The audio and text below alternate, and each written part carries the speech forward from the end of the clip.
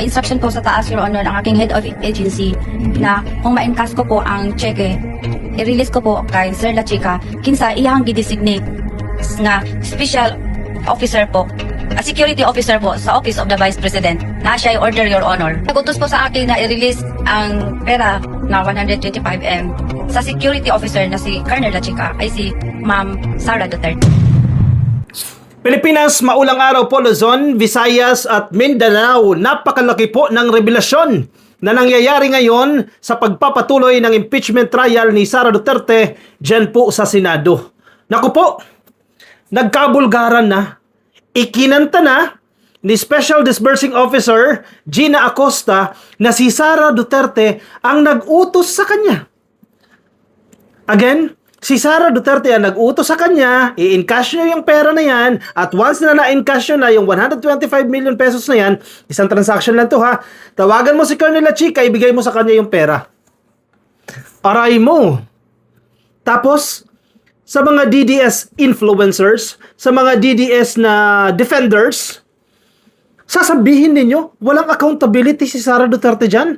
Ituturo ninyo ang pobreng manggagawa na si Gina Acosta bilang siya lang ang dapat sisihin dahil siya ang accountable officer? Ganon ba yon? Greco-Bellica?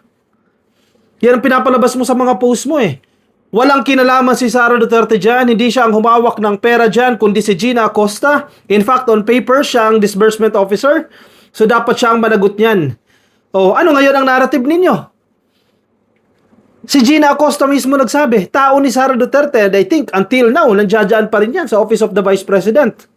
Himayin po natin yan. Merong utos? Sa tingin ninyo, yung empleyado na yan, Gina Acosta, career employee yan eh. Sige, co-termino siya kay Sara Duterte. Sa tingin ninyo, kayang i-resist ng isang babae na matanda? That's the term, matanda. Kasi pinapalabas siya naman, anga-anga nga siya dyan eh, di ba? Hindi nga siya marunong magtagalog eh. Sa tingin niyo, kaya ng isang babae na aanga-anga, gusto niya yan, gusto niya yung titulo na yan na aanga-anga, kaya niyang kontrahin ang anak ng presidente na may history ng violence, si Sara Duterte? Kayang kontrahin ni Gina Acosta at siya ang magdidesisyon kung paano wawaldasin yung pera na yan? Kukontrahin niya ba yung utos sa kanya ni boss madam, ni Sara Duterte na tawagan mo sila Chica, ibigay mo yung pera? Sa tingin niyo, kukontrahin ni Gina Acosta yan? Kaya ikaw ay isa ka rin, Amy Marcos. Gusto niyong isisi lahat kay Gina Acosta. O malinaw na malinaw sa statement ni Gina Acosta na ang nag-uutos sa kanya ay si Sara Duterte. Si Sara Duterte ang mastermind. May utos, may pera, may papel. That's the three terms, no? Nakita ko yung isang analysis, eh, no? Inutusan siya, totoong may pera, nag-exist yan, winidraw yan, and yung sa papel, alam mo kung sino yung nagsusupply ng mga impormasyon doon sa documentation, walang iba kundi sila Chica. Tapos hindi mo makikita yan doon, ha? Hindi mo makikita doon sa reports na isinama nila o ipinasa nila sa COA. Pakinggan natin yung bahagi ng pagpipresenta dito kay Gina Acosta bilang isang hostile na witness dyan po sa impeachment trial. Maganda itong nakita kong video eh. Alam mo, wala talaga silang kawala dyan. Nakakahiya na lang itong mga to. Ito. Galing niligutan dito eh. Why did you have to call Colonel La Chica to inform him? Colonel La Chica, ready na ang 125 million pesos. Bakit? Kasi po, may instruction po sa taas, Your Honor, ng aking head of agency na kung ma-encash ko po ang cheque, i-release ko po kay Sir La Chica, kinsa iyang gi-designate na special officer po, a security officer po sa Office of the Vice President na siya yung order, Your Honor. Okay, ma'am. Sabi mo, tinawagan mo si Colonel La Chica kasi yun ang utos ng head of agency. Siguro sa ating mga kababayan na hindi alam, sino ba? Sino ba ang head of agency na nag-utos sa'yo as the special disbursing officer na ibigay yung 125 million pesos in gold cash sa isang security officer, Colonel Raymond Dante La Chica? Ang nag-utos po sa akin na i-release ang pera na 125M sa security officer na si Colonel La Chica ay si Ma'am Sara Duterte. Boom! Pinagpawisan ako dun Napakalinaw, very clear. Yung statement na yan ni Gina Acosta, ang nag-utos po sa akin ay si Madam Vice President Sara Duterte. Na-imagine ko si Amy Marcos Na-imagine ko si Greco Bellica, na-imagine ko si Robin Padilla, na todo tanggol. Todo tanggol Dito kay Sara Duterte, kesyo hindi naman siya yung accountable officer dyan. O napahiya kayo ngayon. Sige, paano nyo pa sisinungalingan ngayon si Gina Acosta? Ayan na mismo. May pag-amin na mismo. May utos. Nag-exist yung pera. May documentation. Paano kayo kakawala dyan? Alam mo, kung titingnan mo itong mga bagay-bagay na ito, kailangan mo siyang matahi ma-weave mo siya together Hindi siya independent sa isa't isa. Nagtutugma. Itong mga testimonya na to. Biruin mo 125 million nilagay sa ilang bag, duffel bag, 4. Very detailed. Konektado po itong mga statement na yan. Hindi gumagawa-gawa si Acosta dyan, bagamat nag-aanga-angahan siya. Initially, hindi siya gagawa-gawa dyan, inutusan siya ni Sara Duterte. Alam mo kung bakit? Kung gawa-gawa lang ni Gina Acosta yung mga sinasabi niya ngayon, baka ipatumba siya. Hindi siya nagsisinungaling dyan.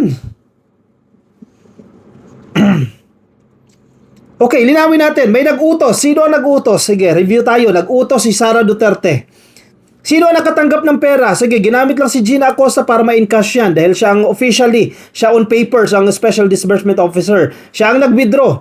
And then, ibinigay kay security officer na sila Chika per the instruction of Sara Duterte.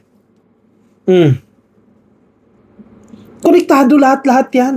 Tapos, syempre, sa documentation, yung security officer na si La Chica, siya yung naglalagay, siya yung nagsusupply. Ito, ilagay nyo dyan, purchase of information. Kaya gawa-gawa na lang.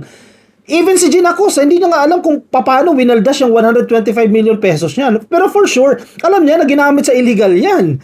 Hindi naman siguro tanga yan. Ilang taon na yan sa gobyerno.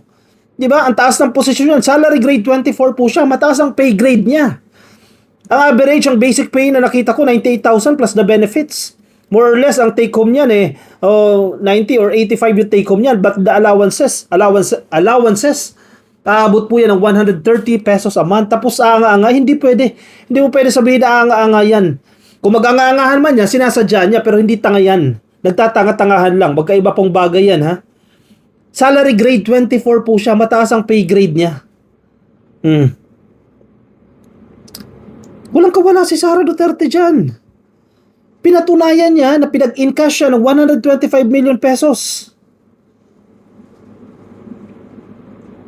Pinangalanan niya si Sara Duterte. Pinangalanan niya sila Chika. Hindi ko alam kung paano i-deny ito nila Chika.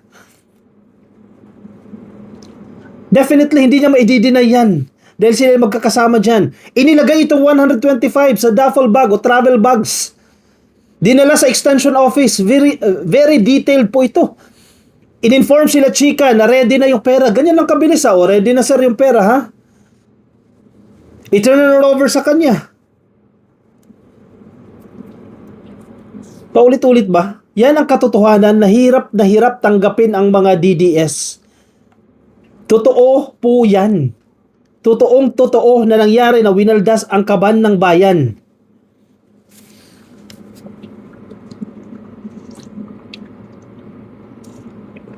Ito, nakita ko pa sa Inquirer,